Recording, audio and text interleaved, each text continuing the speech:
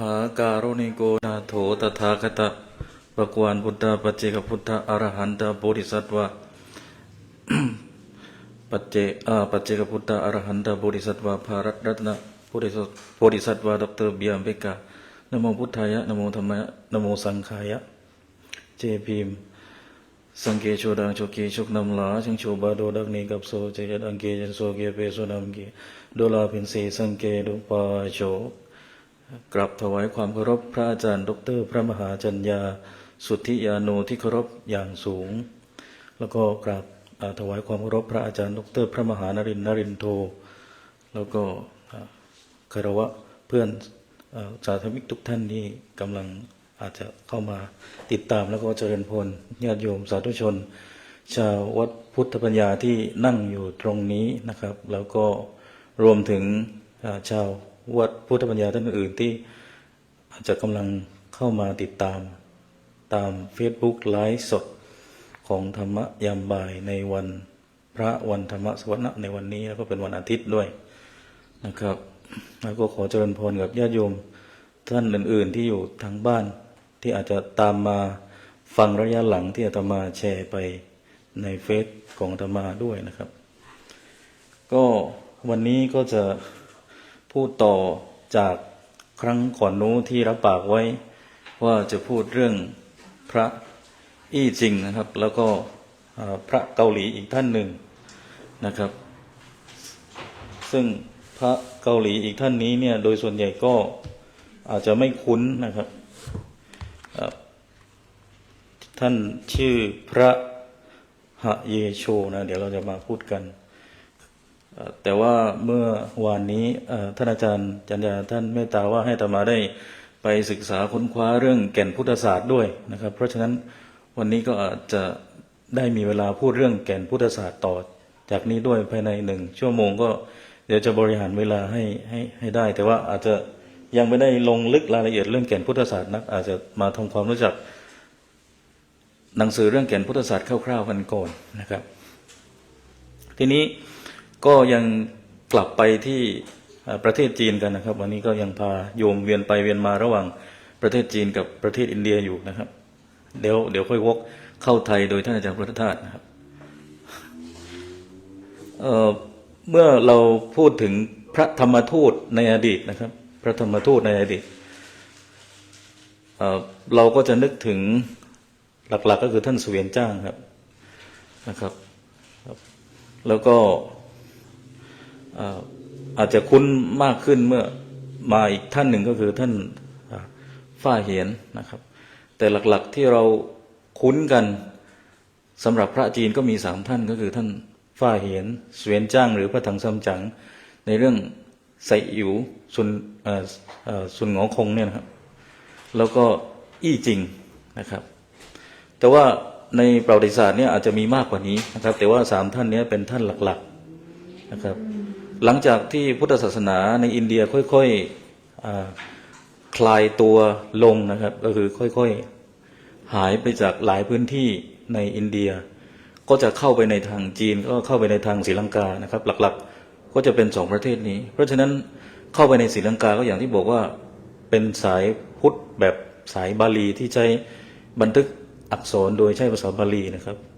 หรือที่เรารู้จักกันในนามพุทธแบบเถรวาทนะครับแต่ในขณะเดียวกันพุทธเถรวาทเนี่ยก็ไม่ได้มีแค่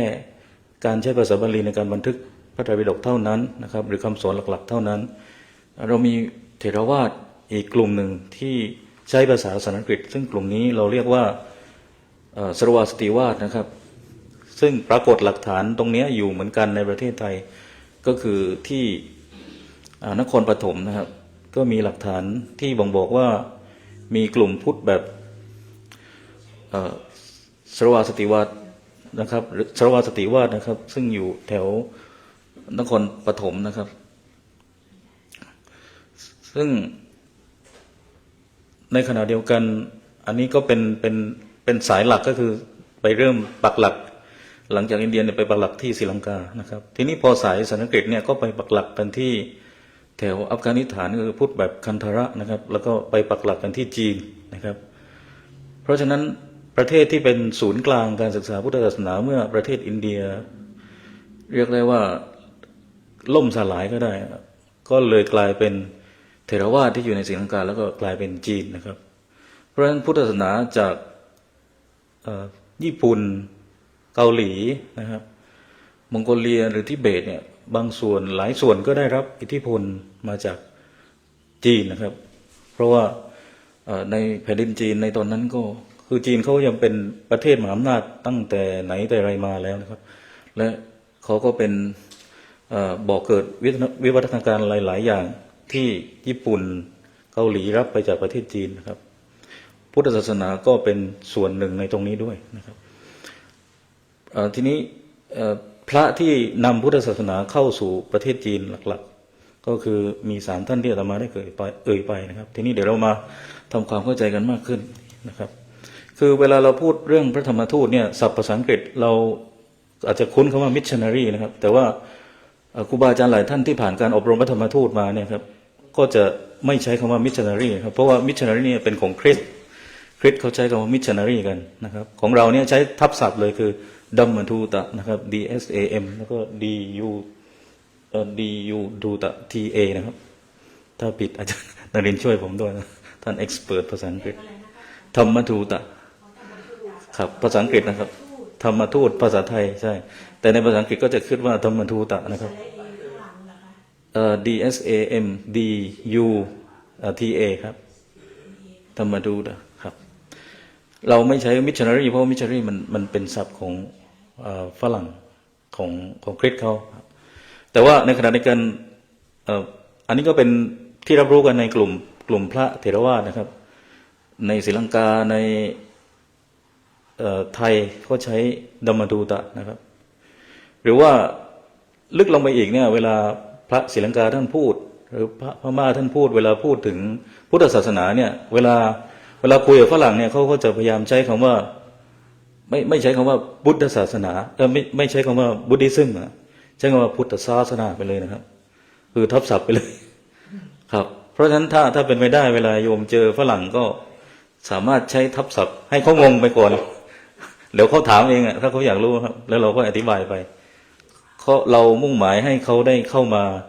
รู้จักภาษาของเรามากขึ้นเมื่อรู้จักภาษาของเราก็จะรู้จักวัฒนธรรมก็จะรู้จักจารีตประเพณีก็จะค่อยๆขยับมารู้จักความสำคัญของเรามากขึ้นนะครับเราไม่ต้องไปใช้ศัพท์แบบคริสต์เขาอย่างคำว่า missionary นะครับแต่ว่าในขณะเดียวกันหนังสือที่อาตมานำมาพูดเนี่ยในฝั่งจีนเนี่ยเขาก็ยังใช้คำว่า missionary อยู่นะครับข้อมูลที่อาตมานำมานี่ก็คือจากท่านอาจารย์ดร.ลำบากหน่อยนะเจอภาษาจีนดร.ชื่อหุยนะครับ ZISUI ไม่แน่ใจอาตมาออกเสียงถูกหรือเปล่าไม่รู้ภาษาจีนด้วยนะครับมีเชื้อจีนแค่15%เองโจเปาโลแจ็คปนลาวก็เลยสำเนียงก็เลยไม่ค่อยชัดขอไปได้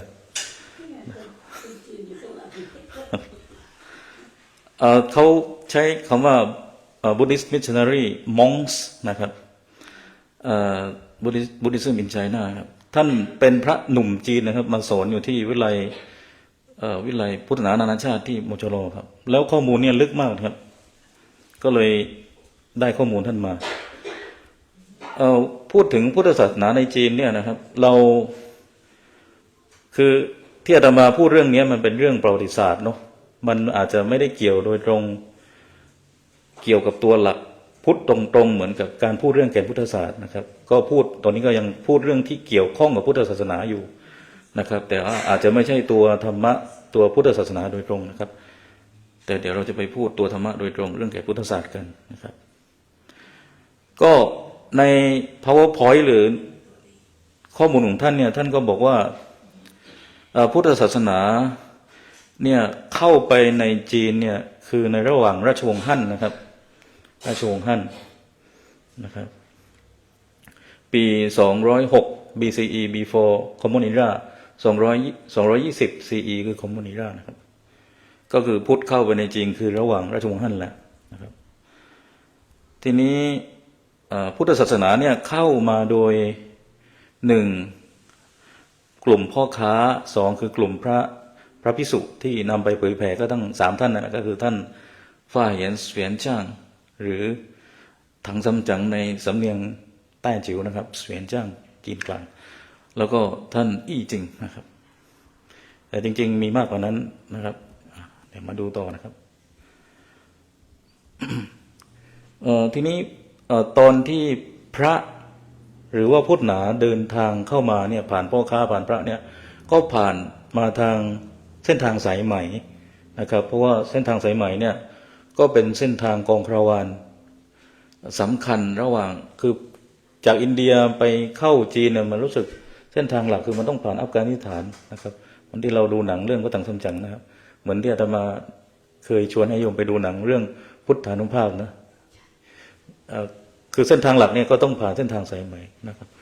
เพราะฉะนั้นก็ไม่ใช่เรื่องแปลกที่สีจิ้นผิงบอกว่าต้องทำเส้นทางสายไหมเพราะว่าเขาจีนเขาทำมาตั้งนานแล้วครับเขาแต่ว่าเขาต้องการทำให้มันดีขึ้นณตอนนี้นะก็แปลว่าผ่านเส้นทางสายไหมทีนี้ไอ้เส้นทางสายไหมเนี่ยมันก็คือแถวคันธาระแถวปากีสถานอัฟกานิสถานเพราะฉะนั้น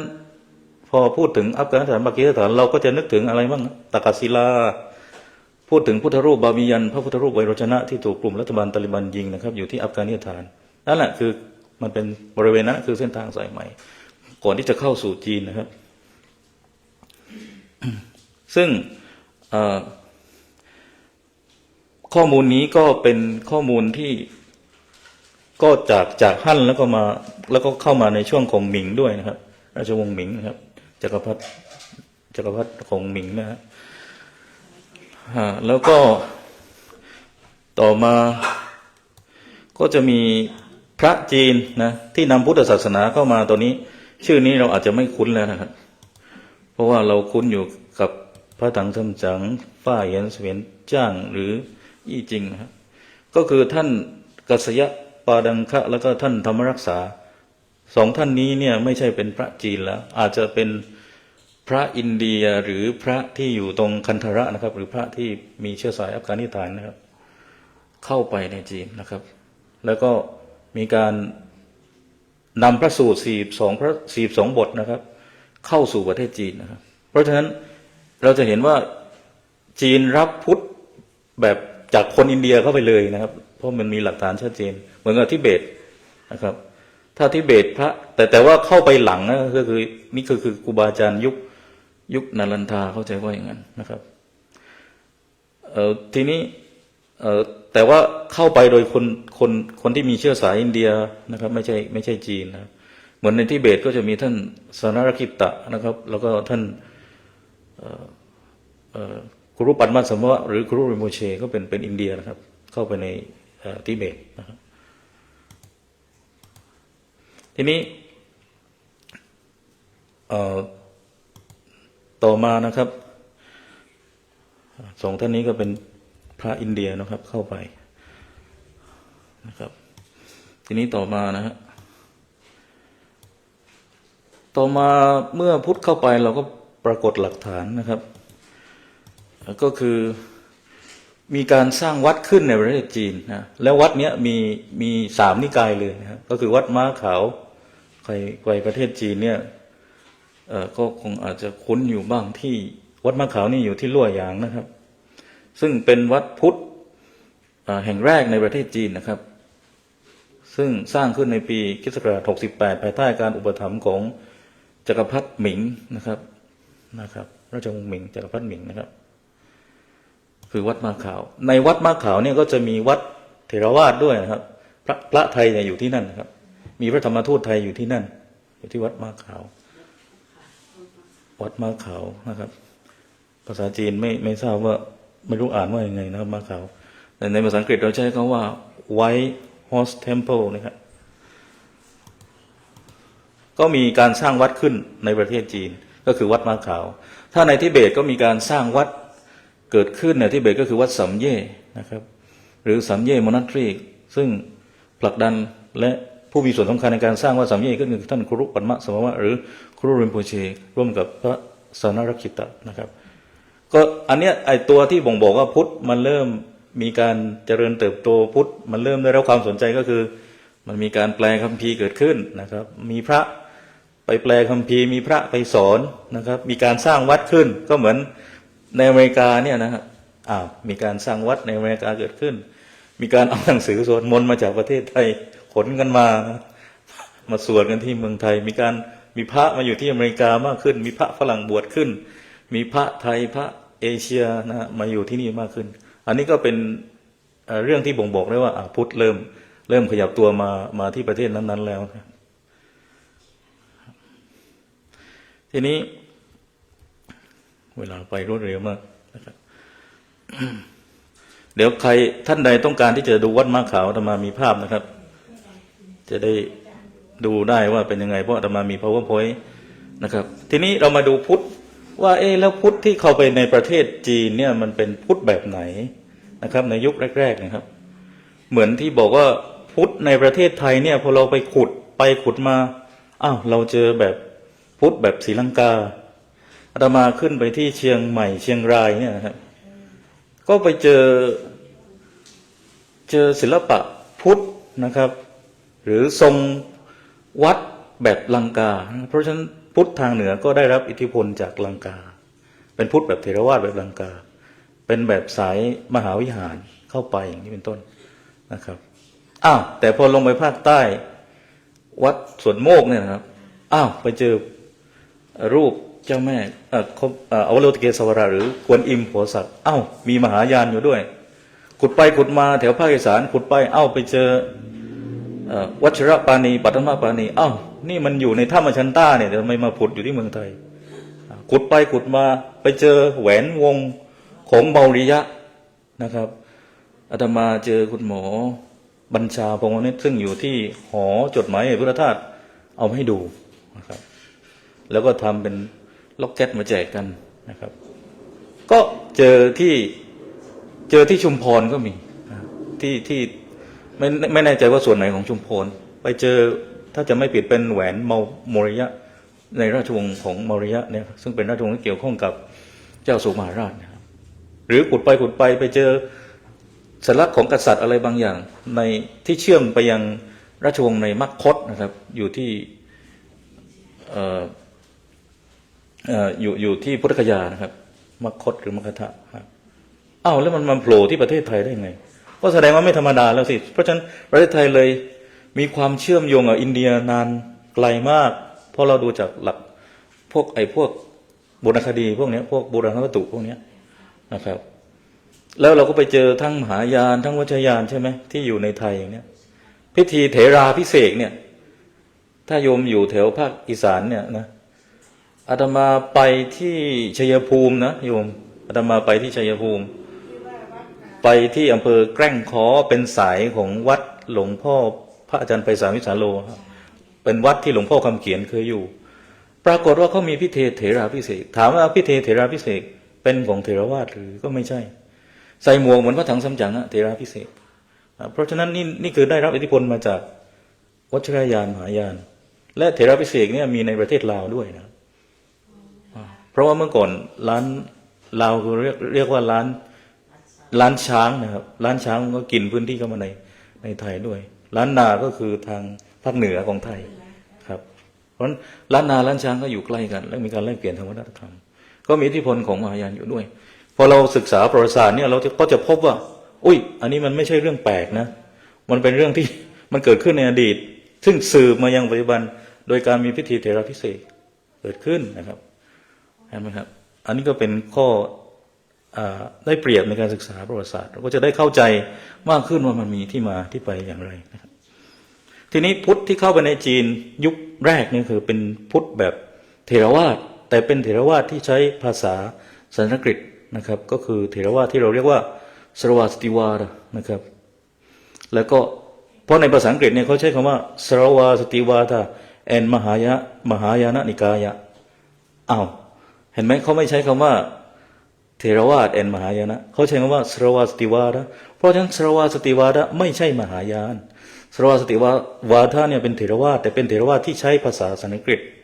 ปกติเถรวาทเราคุ้นเนี่ยที่ใช้ภาษาบาลีนะครับแต่มันมีเถรวาทที่ใช้ภาษาสันสกฤตก็คือสรวาสติวาระนะครับแอนมหายานนิกายะก็คือมหายานที่เข้าไปในจีนนะครับงงไหมโยมยากไหมไม่ยากนะครับทีนี้ นี่คือพุทธที่เข้าไปในช่วงแรกนะครับที่ในจีนนะครับซึ่งมันเข้ามาพร้อมกับคัมภีร์ของสันสกฤตนะครับแล้วก็ภาษาการแปลเป็นภาษาเอเชียกลางนะครับแล้วก็แปลเป็นภาษาจีนนะครับเอเชียกลางก็อัฟกานิสถานคันธาระพวกตักกศิลาพวกนั้นนะตักกศิลาก็อยู่แถวปากีสถานนะครับทีนี้ มาดูต่อนะครับมาดูต่อนะตอนนี้เราได้พุทธแบบสรวสติวาทะเข้าไปแล้วนะที่เข้าไปในพุทธแบบเถรวาทที่ใช้ภาษาสันสกฤตเข้าไปในจีนนะครับทีนี้ก็มีการคือเจ้าชายนะครับชื่อ British and ไม่แน่ใจถูกหรือเปล่านะครับเป็นเจ้าชายแล้วกันเป็นผู้ที่แปลหนังสือพุทธศาสนาสรวสติวาทเป็นภาษาจีนนะครับก็คือแปลจากคันธาระแล้วก็แปลจากคันธาระเป็นภาษาจีนจากภาษาคันธาระเนี่ยแปลเป็นภาษาจีนนะครับเพราะฉะนั้น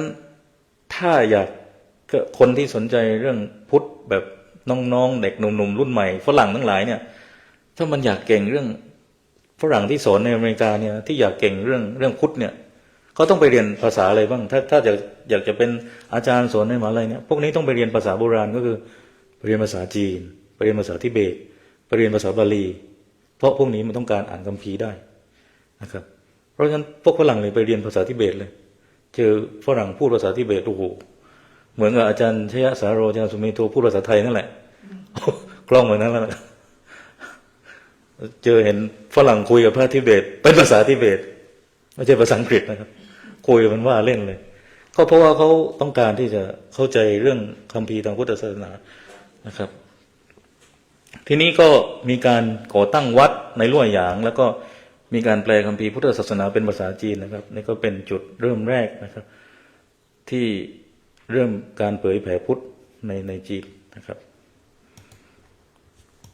นี่เจ้าชายลงทุนแปลคัมภีร์เลยนะครับก็แสดงว่าชนชั้นนำเนี่ยก็เอาพุทธศาสนานะครับคือเห็นด้วยพุทธศาสนาปกติชนชั้นนำจีนเมื่อก่อนจีนเนี่ยเขานับถืออะไรเขามีขงชื่อเขามีเหลาชื่อนะครับเขามีอะไรอีกนะในจีนหลักๆก็มีสองอย่างนี้นะที่เข้มแข็งมีของชื่อเหลาชื่อมีสายนิตินิยมอยู่นะครับปรัชญานิตินิยมแต่อาจจะไม่ค่อยแข็งแกร่งเท่าไหร่แต่ของชื่อเหลาจื้อเนี่ยพอหลังเกิดการปฏิวัติวัฒนธรรมของเหมาเจ๋อตุงเนี่ยคนจีนเนี่ยแทบไม่รู้จักเลยเวลาอาตมาไปเรียนภาษาอังกฤษนั่งพูดเรื่องพุทธศาสนาคนจีนนั่งงงอะไรพูดอะไรกันฝรั่งตอบโต้กันไปมาสนุกสนานแต่คนจีนนั่งงงเลยครับจีนที่มาจากแผ่นดินใหญ่ทั้งที่พุทธศาสนาเนี่ยเข้าไปอยู่ในจีนตั้งนานแล้วครับเนี่ยคือน่ากลัวนะปฏิวัติวัฒนธรรมเนี่ยเผาตำราของชื่อเหลาจื้อเผาตำราพุทธเผาวัดซึ่งเหตุการณ์นี้มันเคยเกิดขึ้นในกัมพูชาเหมือนกันนะครับแต่สุดท้ายมันก็งอกมาใหม่คนจีนที่อยู่ต่างจังหวัดในประเทศจีนก็สนใจพุทธนะครับคนกัมพูชาก็สนใจพุทธจากที่เขาพยายามที่จะไม่ให้กัมพูชามีพุทธใช่ไหมครับเพราะหลักคอมมิวนิสต์เนี่ยเขาไม่ต้องการเอาศาสนาอยู่แล้วนะครับแต่สุดท้ายมันก็ผุดขึ้นมาได้นะครับมันเป็นรากคือมันอยู่นานจนเป็นรากไปแล้วนะมันทำลายญาติแล้วมันก็ผุดขึ้นมาอีกต่อไปนะครับก็จะมีชาวกุสานะครับกุสาเนี่ยก็เป็นเมืองที่อยู่บริเวณแถวคันธาระนะครับ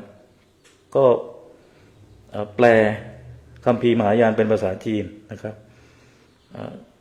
พระรูปที่เป็นชาวกุสาที่เก่งที่สุดก็คือท่านกุมาราชีพหรือกุมาราชีวะครับแปลคัมภีร์รูปนี้เก่งมากครับซึ่งไม่ใช่เป็นคนอินเดียแต่ไม่ใช่เป็นคนอินเดียแต่เขาอยู่แถวปากีสถานอัฟกานิสถานบริเวณนั้นเขาเรียกพวกกุชานะครับอยู่ติดจีนครับ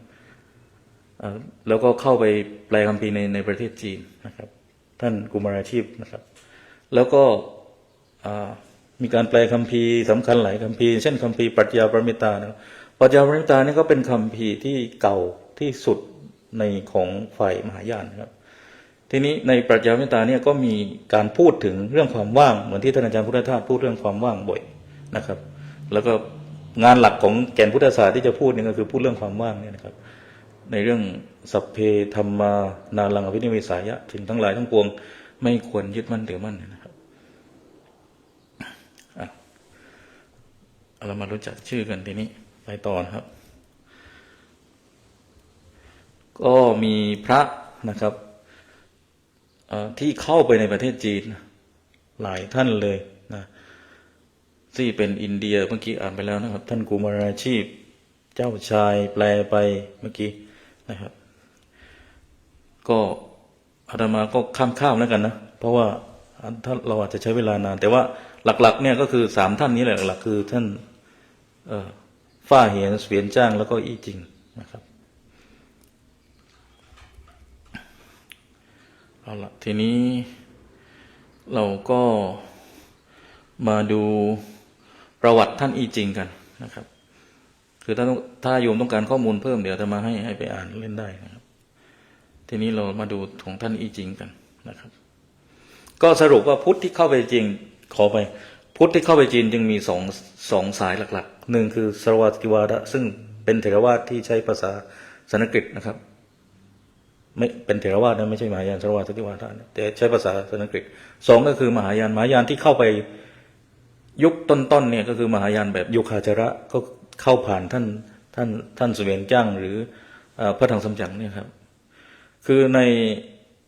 มหายานเนี่ยมันจะมีสำนักหลักๆอยู่3-4สำนักนะครับเหมือนเวลาพูดถึงเถรวาทมันก็จะมีเถรวาทในไทยถ้ามองแบบสังคมวิทยามนุษยมันก็จะมีสันติอโศกธรรมกายพุทธแบบกระแสหลักพุทธวจนะสวนโมกหนองตาพงเนี่ยเป็นเถรวาทนะแต่ว่าบางครั้งวิธีการปฏิบัตินี่อาจจะแตกต่างกันนะครับแต่เขาก็ยังเรียกตัวเองว่าเป็นเถรวาทครับทีนี้จะเป็นยังไงแค่ไหนก็ ขึ้นอยู่กับดุลพินิจของชาวพุทธด้วยกันพิจารณานะครับแต่ว่าในทางวิชาการมันต้องจัดกลุ่มไม่งั้นเราอธิบายไม่ได้นะครับเหมือนกันมหายานก็มีหลายชื่อหลายสำนักมากนะครับแต่ว่าที่รู้จักกันก็คือมหายานก็จะพูดถึงโยคาจาระเนี่ยโยคาจาระคือผ่านท่านเสวียนจ้างเนี่ยครับหรือพระถังซัมจั๋งแล้วก็จิตตมาตาโยคาจาระจิตตมาตานี่สำนักเดียวกันนะครับหรือวิญญาณวาทนะครับโยคาจาระจิตตมาตาวิญญาณวาทคือสำนักเดียวกันแล้วก็มัทยมิกะนะครับแล้วก็เสาตรณิกะไวภาสิกะ4สำนักนะครับทีนี้สองสายหลักๆที่เข้าไปโอเคทีนี้เรากลับมาที่ประวัติของท่านอะไรครับท่านอี้จิงกันนะครับอี้จิงก็เป็นพระที่เมื่อเทียบกับท่านฟ้าเหียนเสวียนจ้างแล้วดูแล้วถ้าเทียบแล้วก็บารมีสองท่านดูมากกว่าคือคนรู้จักฟ้าเหียนเสวียนจ้างมากกว่าบอกอี้จิงไอ้ใครนะครับแต่อี้จิงเนี่ยเป็นยุคท้ายๆและที่เป็นพระจีนที่ไปศึกษาพุทธศาสนานะครับเพราะว่ารุ่นพี่รุ่นปู่ก็คือฟ้าเหียนนะครับฟ้าเหียนอย่างที่บอกฟ้าเหียนเข้าอินเดียตอนอายุ60กว่านะครับกับจีนก็70กว่าท่านเสวียนจ้างเข้าจีนตอนอายุ28หรือ27นะครับมรณภาพประมาณ40กว่านะครับทีนี้เรามาดูอี้จิงกันนะครับทีนี้อี้จิงเนี่ยมันมีข้อมูลว่าอี้จิงไปแวะที่ลังกาสุกะด้วยนะครับก็ยังสนใจแต่มายังไม่ได้ค้นต่อว่าไอ้ลังกาสุกะเนี่ยอยู่ตรงไหนของลังกาสุกะอยู่มาเลเซียอยู่อินโดนีเซียและตรงไหนแน่พื้นที่ที่มันชัวร์ๆนะครับแต่ว่าหลักๆท่านมาอินเดียอยู่นานท่านอยู่อินเดียอยู่10 ปีนะครับท่านอี้จิงนะครับอาตมาขอดูชาติท่านอี้จิงนิดหนึ่งแบบสรุปไวๆ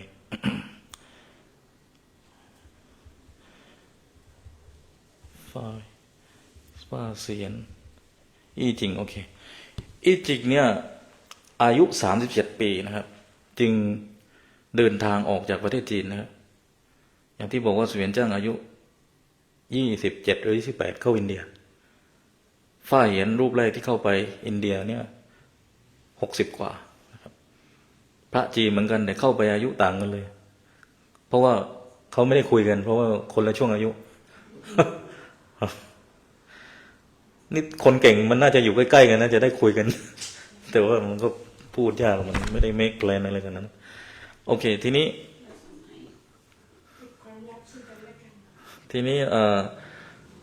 ก็ท่านอี้จริงเนี่ยมาอยู่ที่อินเดียอยู่10 ปีนะครับแล้วก็ค่อยกลับไปที่ลั่วหยางนะครับแล้วก็แปลพระสูตรได้107พระสูตรนะครับพระสูตรหนึ่งนี่โยมว่าเยอะไหมพระสูตรหนึ่งนะครับอย่างเถรวาทเราเนี่ยอย่างมูสิกาสูตรอัคคัญญสูตรโอ้อ่านยังยากเลยนี่แปลนะครับ อ่านเพื่อให้เข้าใจยังยากเลยอันนี้แปลนะโอ้แล้วเขาใช้เวลาทั้งชีวิตเลยอย่างเสวียนจ้างเนี่ย75พระสูตรเนี่ยนะครับใช้เวลา19 ปีแปลจนโมรณภาพนะครับก็เหมือนท่านอาจารย์พุทธทาสนะครับท่านเขียนหนังสือกี่เล่มเขียนทั้งชีวิตนะครับงานพวกนี้มันเป็นงานที่ต้องทำทั้งชีวิตมันไม่ใช่งานแบบเกษียณแล้วไม่ทำแล้วไม่มีวันเกษียณสำหรับการเป็นพระภิกษุแล้วก็ชาวพุทธที่ไม่ใช่พระภิกษุแต่ว่ามาสนใจทำงานด้านนี้ที่มาดูรายละเอียดท่านอี้จริงกันหน่อยนะครับก็อี้จริงมาอินเดียมาที่ไหนบ้างก็มาที่มัคคตนะครับหรือมัคคะทะที่พุทธคยานะไปสักการะสังเวชนียฐานด้วยนะครับแล้วก็อย่างที่บอกว่าอยู่อินเดีย10 ปีแล้วก็อยู่ที่ไปแวะเรียนภาษาอังกฤษเรียนภาษาสันสกฤตนะครับที่อาณาจักรศรีวิจัยาก็คือศรีวิชัยอยู่4 ปีอันนี้ก็ต้องไปดูหลักฐานกันต่อว่าศรีวิชัยเนี่ยเขาก็ยังคุยกันอยู่ว่าตกลงศรีวิชัยเนี่ยอยู่ที่บุรพุทโธอินโดนีเซียหรืออยู่ที่สุราษฎร์ธานีแหละบางคนก็บอกอยู่สุราษฎร์ธานีอยู่อำเภอชัยยานี่แหละบางคนบอกอินโดนีเซียเนี่ยมันศรีวิชัยเนี่ยเราอย่าไปคิดแบบศูนย์กลางไม่ได้เพราะเมื่อก่อนมันไม่ได้มีศูนย์กลางว่ากรุงเทพศูนย์กลางของประเทศไทยมันต้องอยู่ที่กรุงเทพเมื่อก่อนมันไม่ได้มีรัฐชาติขนาดนั้นศรีวิชัยอาจจะเป็นศิลปะวัฒนธรรมนะครับที่พอพูดถึงพุทธแบบทิเบตเนี่ยมันไม่ได้อยู่แค่ทิเบตพุทธแบบทิเบตพุทธแบบวัชรานในภูฏานก็มีอย่างนี้เป็นต้น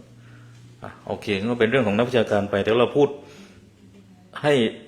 เรียนรู้เรื่องความหลากหลายในการเข้าใจให้มากขึ้นนะครับทีนี้ ท่านพูดถึงอาณาจักรศรีวิชัยไว้ด้วยนะครับว่าท่านอีกจริงเป็นคนพูดนะอาตมาไม่ได้พูด ในหนังสือเล่มนี้อาตมาเก็บมานะครับอยู่ในหน้า6นะครับที่อาตมาเขียนเนี่ยท่านอีกจริงพูดว่าอาณาจักรศรีวิชัยนั้นพระพุทธศาสนารุ่งเรืองเหมือนในอินเดียก็แสดงว่าศรีวิชัยเนี่ยรุ่งเรืองเหมือนพุทธที่เคยรุ่งเรืองในอินเดียมาก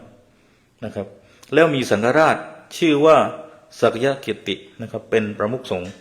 นะครับโยมเห็นอะไรไหมพระอินเดียพระจีนเนี่ยนะเป็นนักบันทึกทั้งนั้นเลยกุมาราชีเป็นนักแปลนะครับท่านหลายท่านที่เข้าไปในอินเดียท่านสักนาริกตะท่านครูปัตมสัมวะครูริมบุเชแต่ว่างานบันทึกไปทำนู่นทำนี่ที่ไหนกับใครยังไงเนี่ยจีนหมดเพราะฉะนั้นสัญชาติจีนสายเลือดจีนเข้าเป็นนักบันทึกจริงๆแล้วผ่านมาไม่รู้กี่ปีแล้วเนี่ยทำให้เราได้อ่านนะครับทีนี้ท่านอี้จริงเนี่ยก็อยู่อินเดียคือขอไปท่านอี้จริงอยู่นารันทาอยู่10 ปีนะครับแต่ว่าอยู่ในอินเดียรวมถึงที่อุ่นด้วยเนี่ยรวมมาแล้ว25 ปีเพราะฉะนั้นแน่นอนอาตมาอยู่แค่4-5 ปีเอง ท่านอยู่ตั้ง25 ปีในข้อมูลบอกว่าท่านอี้จริงเนี่ยพูดภาษาฮินดีเนี่ยได้อย่างคล่องแคล่วมากนะครับก็อยู่ตั้ง25 ปีแล้วไปอยู่แบบไปเรียนหนังสือด้วยก็น่าสนใจว่าพระ3 รูปนี้นะทั้งท่านเสวียนจ้างท่านฝ้าเหียนท่านเสวียนจ้างท่านอี้จริงแล้วคงมีอีกหลายรูปพระจีนที่ออกมาจากแผ่นดินจีนเนี่ยมาอยู่อินเดียไม่ลาสิกขากันบ้างเลยไม่ยอมลาสิกขานะแถมยังเอาคัมภีร์กับเอาความรู้ทางพุทธศาสนากลับนะอยู่อินเดียนานๆเนี่ยไปเจอสาวอินเดียเผลอๆศึกได้นะครับไม่สวยก็มองเป็นสวยได้แต่ไม่ยอมศึกเห็นไหมกลับเราเห็นอุดมการณ์ของท่านไหมไม่ใช่กลับมือเปล่านะไม่ได้กลับแค่ไม่ใช่ว่ากลับแบบมีปริญญา PhD แต่กลับก็ขนคัมภีร์สันสกฤตกลับไปแปลหนังสือตั้ง109 สูตรอะไรอย่างเงี้ยใช้เวลาแปล19 ปีอะไรอย่างเงี้ยนะครับคนถ้าไม่มีอุดมการณ์ทำงานได้เลย ไม่ได้ครับ แค่อายุ60ไปอินเดียเนี่ยนะท่านฟ้าเหียนอายุ60ไปอินเดีย แล้วไม่มีนั่งเครื่องเนี่ย จะไปถึงอินเดียหรือเปล่ารูปอื่นที่ไปกับท่านก็มรณภาพก็มีหนีกลับก็มีนะครับไปทางเรือครับไปทางเรือเมื่อก่อนไปทางเรือแล้วก็ผ่านเส้นทางสายไหมเดอะซิลโรดของแถวอัฟกานิสถานเพราะฉะนั้นคนทำงานแบบนี้ได้มันต้องมีอุดมการณ์มากไม่งั้นอยู่อินเดียหลายปีอาจจะไม่กลับแล้วประเทศจีนไปกลับลำบากอยู่อินเดียดีกว่าอะไรนะก็มีพระไทยท่านลาสิกขามากมายที่มีประวัติในปัจจุบันนะครับแต่ไม่ได้บอกว่าแย่แต่ว่ากำลังจะบอกว่าเทียบกับพระ3 รูปเนี้ยนะครับหลักๆนี้ที่เรารู้จักเนี่ยยังกลับไปประเทศอินเดียกลับไปประเทศจีนแล้วใช้เวลาตั้ง19 ปีในการแปลประสูติจนตายเลยเนี่ยจนมรณภาพโอ้ไม่มีอุดมการณ์ทำงานแบบนี้ไม่ได้หรอกครับวอกแวกหมดแหละอันนี้คือสิ่งที่เราสามารถเรียนรู้ได้จากพระ3 รูปนี้หลักๆนะครับทีนี้ท่านอี้จิงเนี่ยก็ได้แปลหนังสือ56 เล่มนะครับจาก400 เล่มที่เอามาจากอินเดียนะที่นำมาจากอินเดียแปลเข้าไปเป็นภาษาจีนในประเทศไทยนะครับแล้วก็ได้รับความร่วมมือจากพระอินเดียก็ได้พระอินเดียมาเป็นเพื่อนด้วยก็คือท่านสิกนันทะแล้วก็ท่านอิสวระนะครับและลูกอื่นๆนะครับเมื่อท่านกลับไปจีนท่านก็ได้รับการแต่งตั้งจากจักรพรรดิบูเช็กเทียนนะครับโยมคุ้นๆไหมชื่อจักรพรรดิบูเช็กเทียนนะครับตั้งให้ท่านเนี่ยเป็นมหารัฐคุรุแห่งประเทศจีนนะครับกลับไปก็ชนชั้นนำกษัตริย์ก็เห็นความสำคัญของพุทธศาสนานะครับสนับสนุนถ้าชนชั้นนำไม่เอาเข้าไปก็เหมือนตัวประหลาดเขาไม่เอามันก็เผยแผ่พุทธหนาวงกว้างไม่ได้ใช่ไหมครับทำงานไม่ได้สร้างวัดไม่ได้แปลหนังสือไม่ได้อยู่ๆเอาคนมาบวชไม่ได้ถ้าเป็นยุคนั้นถ้าไม่ใช่เป็นยุคกษัตริย์สมมุติเป็นยุคคอมมิวนิสต์แบบสีจิ้นผิงเป็นยุคออกอากาศด้วยยุคของเหมาเจ๋อตุงยุคของสีจิ้นผิงยุคแบบคอมมิวนิสต์เข้มๆมันก็คงไม่ได้นะครับพุทธหนังก็ไปต่อไม่ได้เพราะฉะนั้นเราก็เห็นคุณอุปการของพระ3 รูปเกิดมาทั้งทีเนี่ยโอ้ทำอะไรยิ่งใหญ่มากนะครับทีนี้ต่อไปพูดถึงพระจีนแล้วเรามารู้จักพระเกาหลีรูปนี้ครับชื่อฮะเยโชนะครับมารู้จักพระเกาหลีกันบ้างนะครับพระเกาหลีเนี่ยก็อาจจะไม่ได้อยู่คือเวลาเราพูดถึงพระธรรมทูตครูบาอาจารย์ที่จากแผ่นดินจีนมาอินเดียเนี่ยอาจจะไม่ค่อยคือฮะเยโชเนี่ยฮะเยโชเนี่ยไม่ได้อยู่ในความรู้จักมากนักนะครับแต่ว่ามันมีฝรั่งนี่เขาไปพบค้นยังไงก็ไม่รู้นะครับเลยบอกว่าโอ้ฮะเยโชซึ่งเป็นพระจากเกาหลีเนี่ยนะก็ได้เดินทางไปในประเทศอินเดียแล้วก็ไปอินโดนีเซียด้วยนะครับไปอินโดนีเซียก็ไปที่เกาะสุมาตรานะครับท่านเป็นพระภิกษุชาวเกาหลีเพราะฉะนั้นแสดงว่าตอนนี้เนี่ยพุทธศาสนาปักหลักแล้วที่ประเทศเกาหลีจึงมีพระเกาหลีนะครับแล้วจากเกาหลีเองเนี่ยเขาก็รับพุทธจากไหนครับจากจีนไปนะครับจากจีนไปเหมือนที่ญี่ปุ่นรับจากจีนก็คือนิกายฉานพอเข้าไปในญี่ปุ่นก็เรียกนิกายเซนอย่างนี้เป็นต้นนะครับทีนี้ท่านฮะเยโชเนี่ยท่านไม่ได้ไปที่นาลันทานะครับแต่ว่าท่านไปที่เอเชียกลางแล้วก็ไปที่โอเอซิสไปที่ถ้ำตุนหวงนะครับก็คือไปหลายประเทศมากกว่าพระจีน3 รูปนี้ไปนะครับท่านออกนอกเส้นทางไม่ได้ไปแค่ประเทศอินเดียหรือประเทศศรีลังกาหรืออินโดนีเซียอย่างเดียวนะครับท่านไปมากกว่านั้นนะครับเราก็จะได้เห็นว่าโอ้พระในอดีตเนี่ยนะท่านไม่ได้อยู่แต่ในวัดนะท่านก็เดินทางรอบโลกเหมือนกันนะเนี่ยไม่ได้อยู่แต่ในวัดนะครับเพราะฉะนั้นก็ไม่แปลกที่ท่านอาจารย์ท่านนี้พระอาจารย์ของเราไปสวิตเซอร์แลนด์เดี๋ยวไปจีนไปอีกหลายท่านนะครับไปเดินทางไปเผยแผ่เพราะนี่มีประวัติหลังพุทธปรินิพพานแล้วเนี่ยก็ไปหลายประเทศนะครับอันนี้ก็จบแล้วสำหรับพระที่เรากล่าวถึงนะครับทีนี้อาตมาก็จะจบเรื่องพุทธจีนในเท่านี้นะครับหรือว่า ไม่แน่ใจว่ายังมีข้อมูลเพิ่มอีกไหมสำหรับอีจริงก็น่าจะมีเพิ่มแต่ว่าคงอาจจะที่อาตมากล่าวไว้นี้ก็คงครอบคลุมเยอะแล้วนะครับถ้าต้องการอ่านเพิ่มเดี๋ยวอาตมาให้ข้อมูลไปอ่านได้ทีนี้อาตมาก็จะนำทุกท่านเนี่ยกลับมาหาอาจารย์พุทธทาสเนาะครับ กลับมาที่ไทยแล้วนะทีนี้ ก่อนที่จะกลับมาที่อาจารย์พุทธทาสเนี่ยนะครับอาตมาก็จะชวนฟังกลอนของอาจารย์พุทธทาสไว้ก่อนเป็นกลอนที่อาจารย์นวรัตน์พงษ์ไพบูลย์คุ้นไหมครับนวรัตน์พงษ์ไพบูลย์เป็นกวีสีไร้อ๋อพ่อของหมอนพเลยเหรออ๋อพ่อตาโอเคโอเคอาจารย์นวรัตน์พงษ์ไพบูลย์เนี่ยก็ได้แต่งกลอนให้อาจารย์พุทธทาสไว้อาตมาก็เลยท่องเล่นๆตอนนั้นเป็นพระหนุ่มๆก็เลยท่องเล่นๆทีนี้ท่องไปท่องมาอ้าวเผลอมันได้นะท่องได้ก็เลยวันนี้จะมาท่องให้โยมฟังด้วยนะครับ ไม่ติดไม่เสียชื่อกลอนเสียชื่อคนแต่งเสียชื่อคนพูดด้วยนะครับแต่อาตมาพูดไว้ก่อนว่ากลอนเนี้ยเมื่อไปเช็คเว็บไซต์นี้ก็พูดอีกอย่างเว็บไซต์นี้ก็พูดอีกอย่างแต่เนื้อหาเนี่ยเหมือนกันในภาษาเนี่ยบางครั้งมันไม่ตรงกันนะครับแต่ว่าถ้าเราฟังแล้วก็อาจจะจับประเด็นได้ว่าคืออะไรนะครับเดี๋ยวลองมาฟังกันดูนะครับ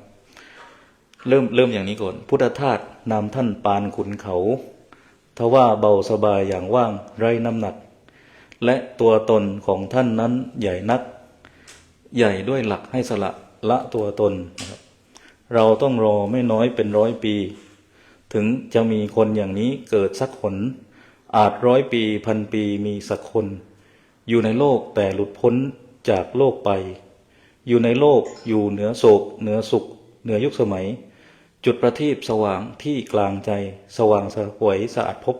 สงบงามควรยินดีที่ได้เกิดมาเป็นมนุษย์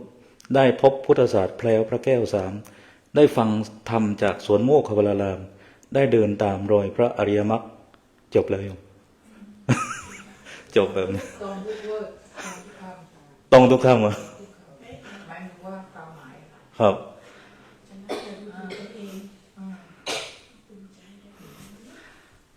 เกิดเป็นมนุษย์นะครับ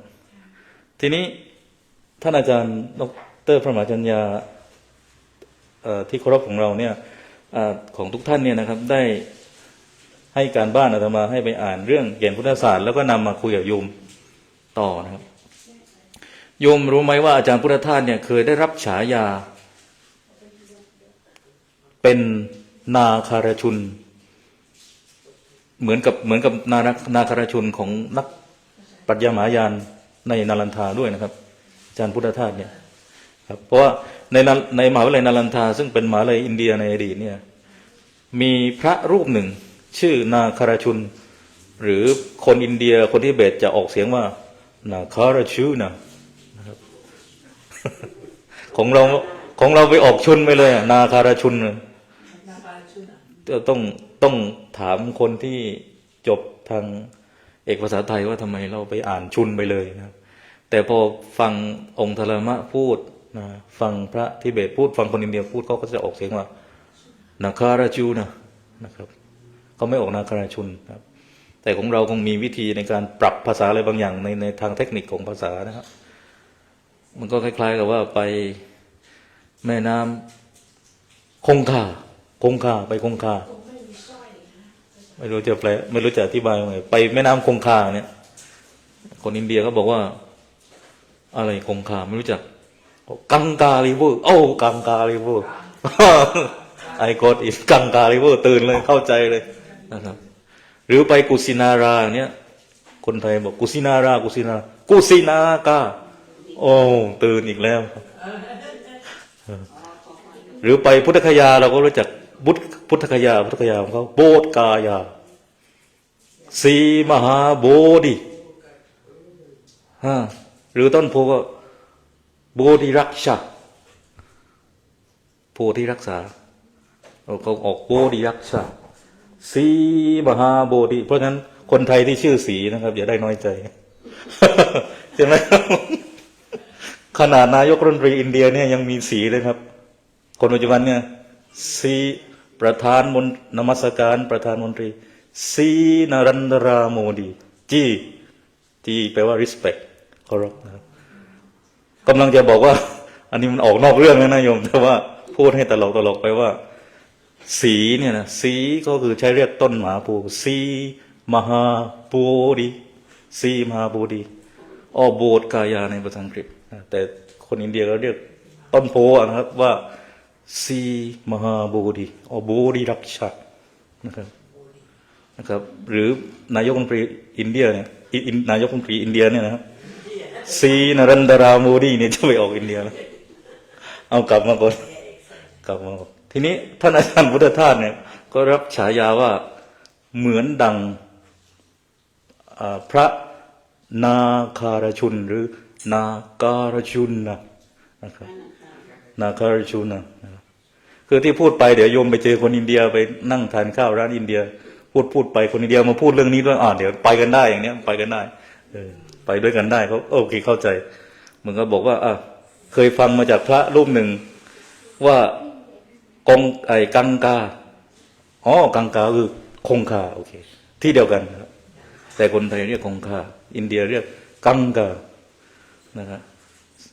แล้วก็กุสินากาสีมหาโพธิอะไรอย่างนี้นะทีนี้ ท่านอาจารย์พุทธทาสก็ได้รับฉายาว่าเป็นดังนาคารชูนะครับเพราะว่าพูดถึงนาคารชุนหรือนาคารชุนะพระชาวอินเดียท่านนี้นะครับท่านเป็นพระที่เก่งมากท่านแต่งคัมภีร์เรื่องมาทยมิกะพระมหายานทั้งหลายเนี่ยถ้าโยมไปวัดมหายานนะไปวัดเวียดนามมหายานไปวัดจีนฝัวกงซันหลิงจิ๋วซานอะไรก็แล้วแต่เนี่ยพูดถึงนาคารชุนนาคารชุนโอ้เขาแหมคุยกันได้คุยรู้เรื่องเลยถ้าอย่างนี้เหมือนกับมาวัดเถรวาทแล้วบอกรู้จักพระพุทธโฆษาจารย์แล้วเราออกเสียงว่าพุทธโฆษะนะครับคุยกันได้เลยเหมือนบอกอาจารย์พุทธทาสเนี่ยฝรั่งเรียกอาจารย์พุทธทาสว่าพุทธทาสอย่างนี้คุยกันได้นะฝรั่งบางคนเขาอาจจะออกเสียงอาจารย์พุทธทาสไม่คุ้นนะครับยกเว้นลูกศิษย์ใกล้ชิดอย่างโดนัลด์สเวเรอร์เนี่ยอาจจะออกเสียงได้นะครับแต่ฝรั่งที่อ่านงานผ่านๆเนี่ยว่าชื่อภาษาอังกฤษของอาจารย์พุทธทาสเวลาเขียนเป็นภาษาอังกฤษมันจะออกเสียงว่าพุทธทาสนะครับฟังแล้วเท่ยังไงอาตมาก็เลยชอบฝรั่งที่สนใจพุทธศาสนาเนี่ยรู้จักอาจารย์ชาหลวงปู่มั่นพุทธทาสเนี่ยอ่านกันไม่ไหวนะครับทีนี้มาดูหนังสือเล่มนี้นะครับที่จะพูดหนังสือเล่มนี้ก็เป็นหนังสือที่ถูกแนะนำว่าเป็นหนังสือสำคัญพอๆกับงานของท่าน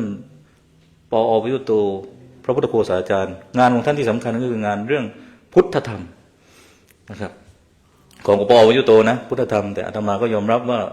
ย้อนหลังไปเมื่อ10 ปีที่แล้วอ่านไม่เข้าใจเลยงงนะครับอ่านไม่เข้าใจของพุทธธรรมนะอาตมาก็เลยมาอ่านของอาจารย์พุทธทาสนั่งค่อยๆอ่านแต่ดูเหมือนจะอ่านงานพุทธทาสอาตมาอ่านแล้วดูจะสมองมันรับได้มากกว่านะครับความที่เราไม่ได้เป็นมหาปรริญญาด้วยแหละจริงๆค่อยจะเข้าใจบ้างนะไม่กล้าพูดว่าเข้าใจเสียหมดนะครับแต่ว่าอ่านได้คล่องกว่าแต่ว่าเดี๋ยววันนี้เวลานี้อาจจะต้องกลับไปอ่านใหม่อาจจะเข้าใจแล้วก็ได้นะครับทีนี้แก่นพุทธศาสตร์เนี่ยนะเป็นหนังสือที่ท่านอาจารย์พุทธทาสเนี่ยไปแสดงที่โรงพยาบาลแสดงธรรมที่โรงพยาบาลศรีราชนะครับ3 ครั้งในปี2504 2505นะครับ2504 2504นึกถึงคำนี้เลยพ.ศ. 2504ผู้ใหญ่ลีตีกองประชุมชาวบ้านก็มาชุมนุมที่บ้านผู้ใหญ่ลีทีนี้แผนพัฒนาเศรษฐกิจและสังคมแห่งชาติเนี่ยเข้าใจว่าเขียนเมื่อปี2504ตอนนั้นคณะกระทรวงแผนพัฒนาเศรษฐกิจนะยังไม่มีคำว่าสังคมนะครับแผนสภาพัฒน์พวกสภาพัฒน์เกิดขึ้นในปี2504นะครับก็ยกที่อาจารย์พุทธทาสเนี่ยไปเทศที่โรงพยาบาลศรีราชซึ่งอาตมายังไม่เกิดนะครับ2504 2505เนี่ยอาตมาเกิด2532ก็โอ้โห นี่เป็นหลังก็เลยโผล่มาคือบังเอิญศรีราชมันอยู่ใกล้วัดละคนธรรมที่อาตมาอยู่มากอยู่ฝั่งทนเหมือนกันทีนี้หนังสือเล่มนี้ก็เป็นหนังสือที่ได้รับการยกย่องมาเป็นหนังสือดีเด่นประจำปีจากองค์การยูเนสโกแห่งสหประชาชาตินะครับเล่มนี้นะครับทำให้มีการแปลหนังสือเล่มนี้ออกสู่สาธารณชนอย่างกว้างขวางภาษาอีสานต้องออกกว้างขวางนะครับกว้างขวางแล้วก็ยังมีการแปลเป็นภาษาอังกฤษด้วยนะครับเมื่อก่อนพอเห็นหนังสือธรรมะเป็นภาษาไทยเห็นแล้วเฉยๆเห็นแล้วเฉยๆพอบอกโอ้ยเล่มนี้เขาแปลเป็นภาษาอังกฤษด้วยโอ้เฮ้ยน่าสนใจขึ้นมาทันทีเลยแม่เรามันติดฝรั่งมากเลยนะฝรั่งว่าไงก็ว่าตามกันหมดคิดเองไม่เป็นเลยนะช่วงหลังก็เริ่มมาทบทวนตัวเองแล้วว่าเอ๊ะมันผิดพลาดไปเยอะเหมือนกันเราเนี่ยในระบบการศึกษาทีนี้หนังสือเล่มนี้เนี่ยหัวใจสำคัญก็พูดถึงหัวใจสำคัญของพุทธศาสนาก็คือเรื่องความว่างโดยผ่านภาษาบาลีที่พูดว่าสัพเพธัมมานาลังอภินิเวสายะสิ่งทั้งหลายทั้งปวงไม่ควรยึดมั่นถือมั่นซึ่งคำนี้มันอยู่ในพระสูตรนะครับซึ่งเป็นพระสูตรที่ปรากฏอยู่ในมัชฌิมานิกายนะครับมัชฌิมานิกายก็ทีมะสังอังคุนะทีฆนิกายมัชฌิมานิกายทีมะสังยุตตนิกายอังคุตตนิกายแล้วก็คุตตกนิกายนะครับอยู่ในมะอันที่สองมัชฌิมานิกายนะครับจำตัวย่อพระสูตรไว้ทีนี้ก็พูดถึงเรื่องของความว่างแต่ทีนี้หลายคนอาจจะสงสัยบอกหัวใจของพุทธศาสนาโยมอาจจะเคยได้ยินก็ไม่มีอะไรหรอกโยมก็นั่นไงละชั่วทำดีทำจิตใจให้ผ่องใสสัพพะปัสสะกระนังกุศลสูรสมสาสจิตตประโยชน์ทัพนังตังพุทธานาสานังก็บอกว่านี่ก็เป็นหัวใจเหมือนกันก็อาตมาก็เลยบอกโอ้แสดงว่าอันนี้ก็เป็นสิ่งที่อาตมาต้องศึกษาเพิ่มว่าโอ้อันนี้ก็ถูกมองว่าเป็นหัวใจได้เหมือนกันนะไม่ใช่แค่สัพพะปัสสะกระนังนะครับทีนี้แก่นพุทธศาสนาในเนื้อหาเนี่ยก็พูดถึงเรื่องอะไรบ้างนะครับก็พูดถึงเรื่องของใจความทั้งหมดของพุทธศาสนาก็คือเรื่องของความว่างนะครับอาจารย์พุทธทาสพูดเรื่องความว่างมาเยอะนะครับทำงานทุกชนิดด้วยจิตว่างอย่างนี้หม่อมราชวงศ์ครึกฤทธิ์ปราโมทย์ก็คงไปเถียงอยู่ว่ามันว่างถ้าว่างแล้วจะไปทำงานได้ไงว่างก็อยู่นิ่งๆอะไร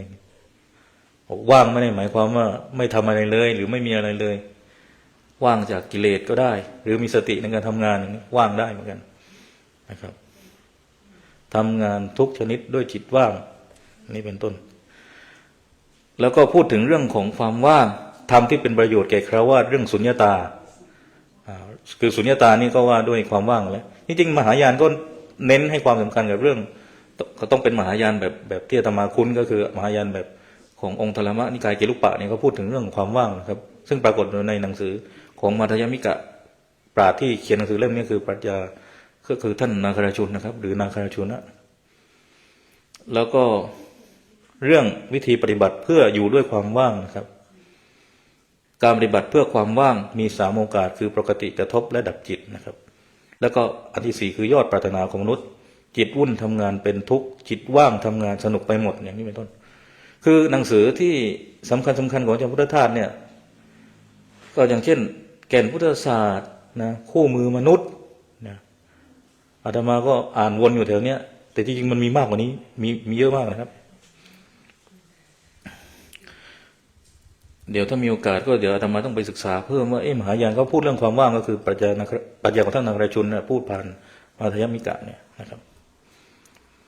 ทีนี้ท่านนาคราชุนเนี่ยพูดท่านนาคราชุนนิดนึงเนื่องจากอาจารย์พุทธทาสก็ได้รับฉายานี้เหมือนกันคือเนื่องจากงานของท่านนาคราชุนเนี่ยพยายามอธิบายธรรมะเนี่ยแบบมันมีเหตุมีผลนะมันไม่ได้แบบว่าคือมันเป็นลักษณะที่เราสามารถอ่านแล้วมัน make sense นะครับมันไม่ใช่แบบว่าโยมทำบุญศาลาแล้วโยมขึ้นไปอยู่สวรรค์ชั้น7อะไรอย่างเงี้ยแต่ พูดด้วยเหตุผลเนี่ยเขาบอกว่าเอาจิตวุ่นเป็นบาปจิตว่างเป็นบุญจิตวุ่นเป็นบาปจิตวุ่นเป็นบาปยังไงบาปก็ทำให้ใจเราไม่สบายทำให้เราใจขุ่นมัวมันก็บาปไงมันเมคเซนส์ไหมเมคเซนส์จิตวุ่นเป็นบาปจิตว่างเป็นบุญว่างก็คือไม่วุ่นอย่างแบบนี้จิตว่างเป็นบุญก็คือบุญเป็นชื่อของความสบายใจความ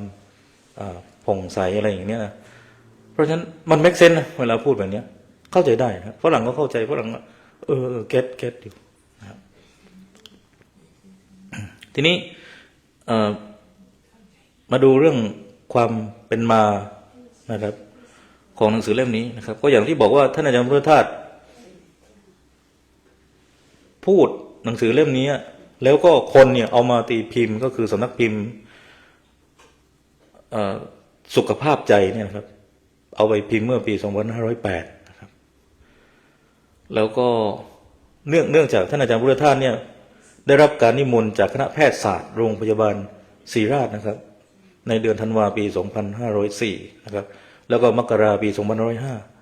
2505จากนั้นช่วงนั้นท่านก็กำลังสร้างโรงมหรสพทางวิญญาณอยู่นะครับแล้วก็มีคนไปขอท่านก็ให้แปลอนุญาตให้แปลนะครับเพราะตอนนั้นท่านไปพูดนะครับแต่ว่าคนเห็นว่ามันดีงั้นแปลเป็นหนังสือดีกว่าครับแต่ว่ามันอยู่ในช่วงที่ท่านกำลังทำเรื่องโรงมหรสพทางวิญญาณนะครับโยมท่านใดกลับไทยไปก็ลองแวะสวนโมก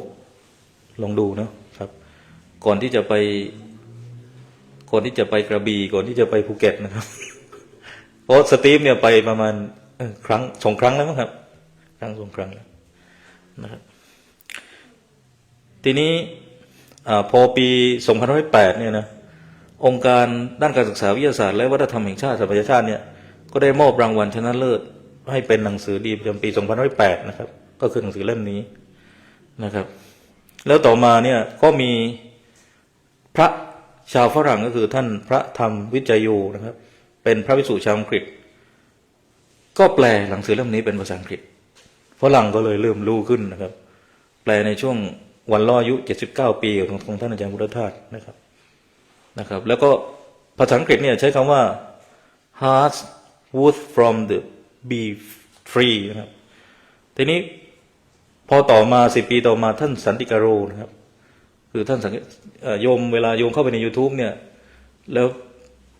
พิมพ์เป็นภาษาอังกฤษนะครับพิมพ์ว่าพุทธทาสฟังเสียงท่านอาจารย์พุทธทาสเป็นภาษาอังกฤษนะครับเสียงที่พูดเนี่ยก็คือเป็นเสียงท่านสันติกโรนะครับซึ่งท่านสันติกโรว่าเป็นชาวอเมริกันนะครับท่านก็ไปบวชแต่ตอนนี้ท่านลาสิกขาแล้วแต่ถ้าเราไปฟังภาคภาษาอังกฤษเนี่ยก็จะได้ฟังเสียงของท่านสันติกโรเนี่ยครับเป็นคนพูดทั้งหมดเลยท่านสันติกโรก็จะเป็นพูดแต่บางเทปใน YouTube ก็จะเป็นภาษาอังกฤษที่อาจารย์พุทธทาสท่านพูดภาษาอังกฤษเองนะครับท่านมาก็ไปฟังท่านอาจารย์พุทธทาสท่านพูดภาษาอังกฤษโอ้ท่านไม่จบปริญญาตรีนะพูดภาษาอังกฤษดีกว่าเราอีก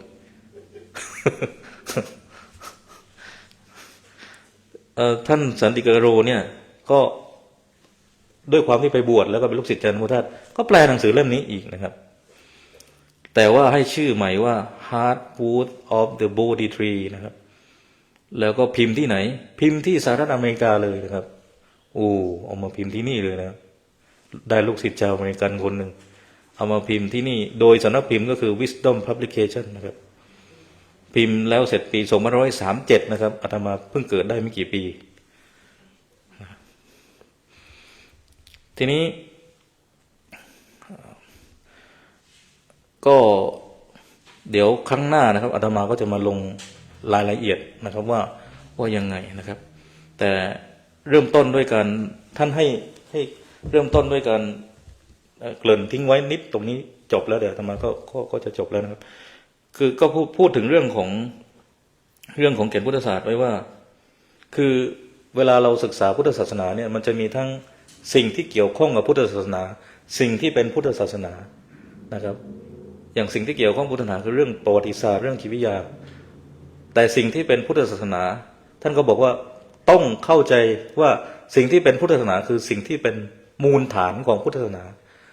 หรือสิ่งที่เป็นแก่นของพุทธศาสนาด้วยนะครับคือแน่นอนมันเป็นพุทธศาสนาแต่ว่าต้องไปดูว่า แล้วไอ้แก่นนั้นคืออะไรไอ้แก่นนั้นท่านก็บอกว่านี่ไงพุทธศาสตร์เนี่ยแก่นพุทธศาสตร์เนี่ยนะครับเป็นทั้งแก่นเป็นทั้งมูลฐานเนี่ยนะครับทีนี้ท่านก็บอกว่าเราจึงสามารถแยกกันได้นะครับทีนี้ท่านก็บอกว่ามันมีศัพท์ที่ทำให้เรากังงงในคนในยุคปัจจุบันนี้อาจจะทำให้เราพลาดมัวและเข้าใจยากก็คือเวลาเราพูดคือคำว่าพุทธศาสนาเนี่ยมันเพิ่งถูกใช้นะครับถ้าเราไปดูในพระไตรปิฎกมหาปริพานสูตรเนี่ยนะครับพระสูตรที่พระเจ้าจะพระสูตรที่ว่าด้วยพระเจ้าปริพานเนี่ยนะที่ตัดเรื่องพุทธเจ้าใช้คำว่า